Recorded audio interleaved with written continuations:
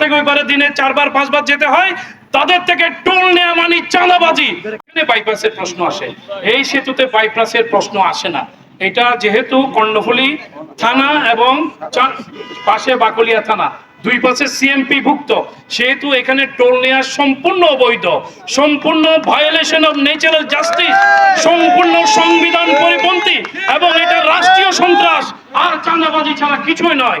এই টোলের উপর কোন ধরনের টোল এই ব্রিজের উপর আমরা মানি না, মানবো না।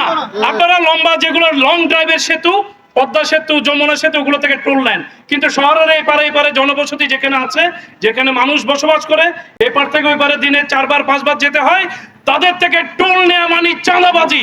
আমরা এই চাঁদাবাজি এবং টোল সন্ত্রাস বন্ধের জন্য দাবি জানিয়ে আজকে সবাই এখানে সমাপ্তি ঘোষণা করছি।